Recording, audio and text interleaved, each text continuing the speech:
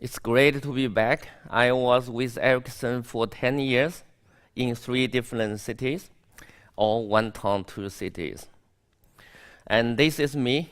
I value those priorities. And my name is Rockie Young. I would like stay forever young, at least spiritually. And my working goal is make big data come alive. I want to stay like in big data pipeline, like a helicopter hovering around. Can see inside, but also keep an outside view. And today I'm going to talk about the CI/CD intelligence. I will categorize that the reason for having CI/CD have 3, and I giving the intelligence have 1 purpose and giving 1 solution, my own opinionated solution. I guess you all have your own definition why we need the CI/CD. If I put into the reason, there are 3. And our surrounding system are constantly changing. For example, system upgrade, for example, dependency package change, whatever thing. But if we are saying that the problem affected by 1 environment change or by many environment change, which one is easy to find if some problem happen? The next one is we are continuously developing. The problem we introduced today or introduced last year, which one is easy to find? The third one is our brain forget things.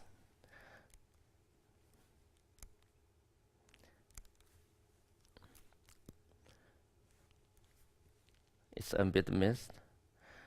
And why intelligence I put into 1 purpose. And fast feedback loop matters. When I work Ericsson here, the 1 complete continuous integration take a weekend to run. So even there are longer continuous integrations. So it's important to we have a fast feedback loop.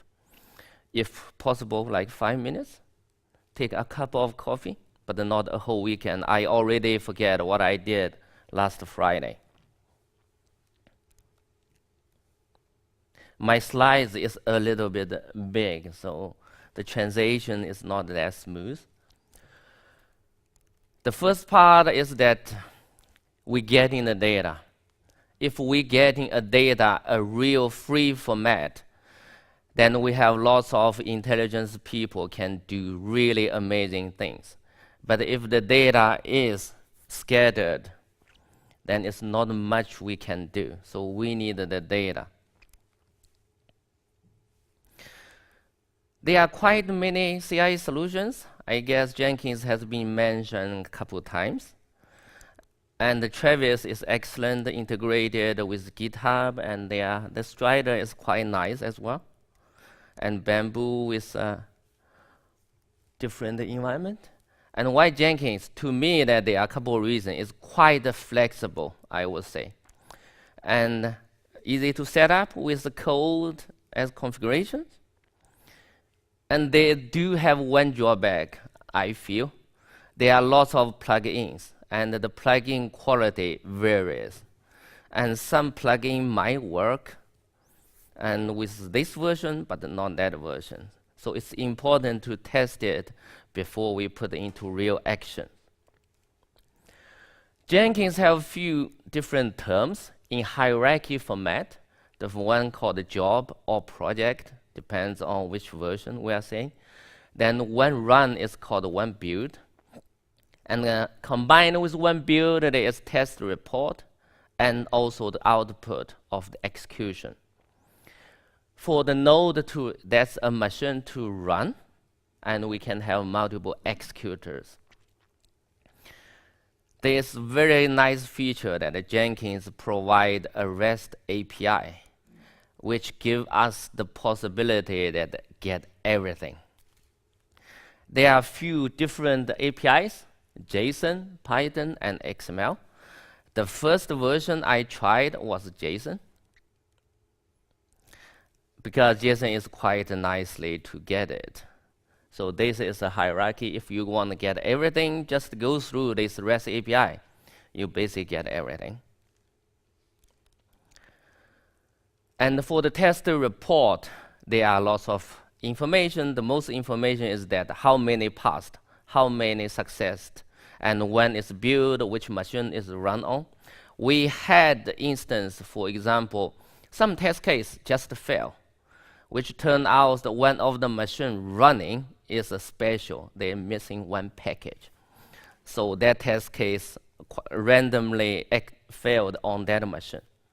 But that's not related to the production, but just how the test machine set up. And for each test case, every run there are information, whether it's successful, fail, and which machine is running, and so on. I run with the JSON API. It's very easy to use. And there is a slight problem with the large report. Large report means like a few hundred megabytes for one REST API call. That do have a problem. We have one test result which has 4 gigabytes in size, and which cannot be easily handled by JSON. XML is quite nice, but the API to use XML is terrible. But fortunately, the Scala XML has really nice features and use like just as you read and get the information in few lines of code. And it also supports quite a large one, but a huge one, more than a few gigabytes, is also have problem. And we need to have streamlined processors. And this works, and the code is still lying somewhere inside Ericsson and filled with dust. When I run it, it also get lots of invariant characters. And those characters need to be filled out before we can handle it. And the test case, they are continuously running. If every time I crawl all the data, all the historical data, it will be take a couple days perhaps. So we need to have incremental crawling. When it failed, or when run next time, we start from the last point. And this saves us lots of time. With all the data we get, we can do something, simple analytics or more advanced intelligence.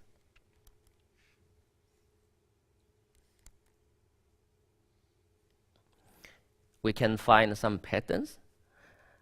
I cannot share real data, but I did crawl the Apache project. That's opened, so you can access. I believe the API is Jenkins.apache.org. And this is one pattern, I get it. So the x-axis is hour, from 0 to 24. And the y-axis is failing account. And it's clearly see a pattern. That point, there are lots of errors. Why does that happen? It could be the reason that someone worked really late, after midnight, so they push the code, and lots of error happen.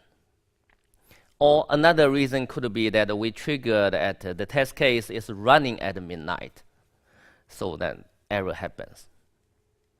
And there's another one that one, I believe just when people coming early morning, 6 o'clock, don't come work too early.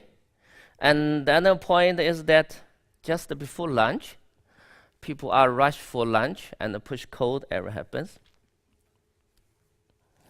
So we can get some lessons based on this simple analytics.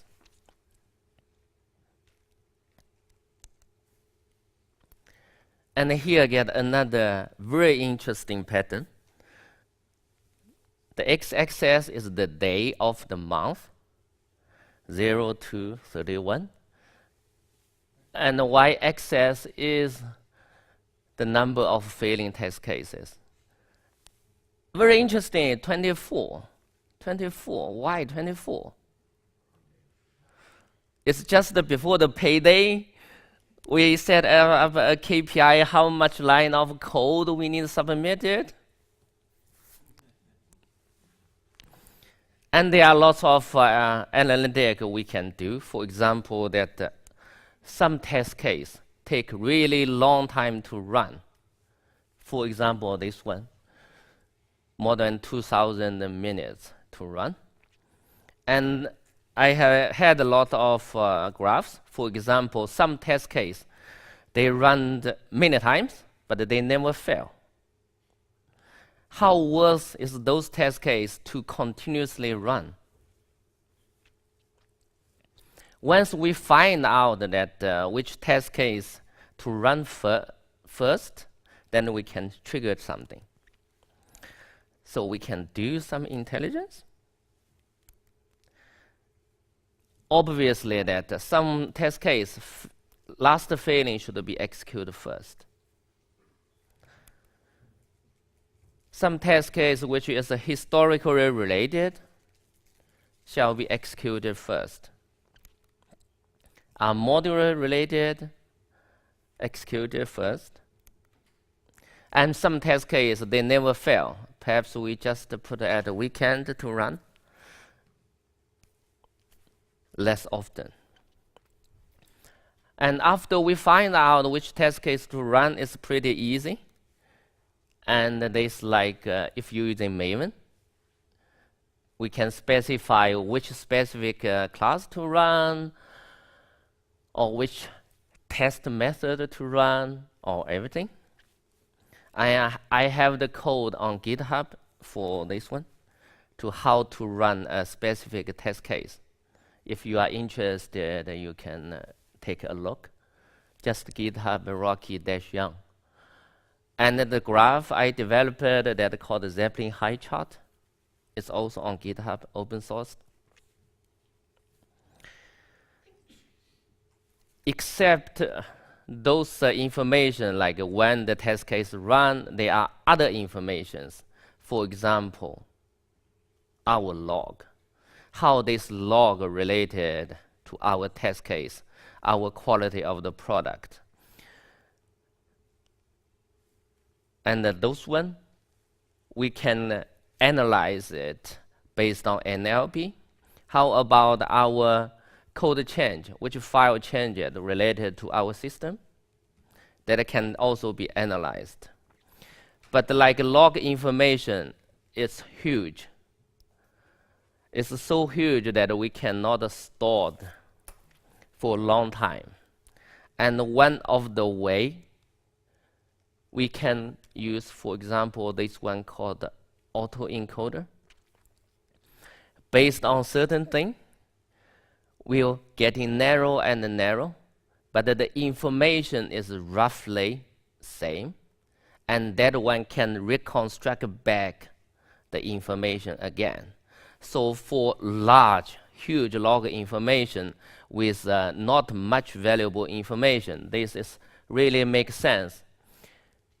For the log, we go through the autoencoder, but we only store in the middle part. For example, 100.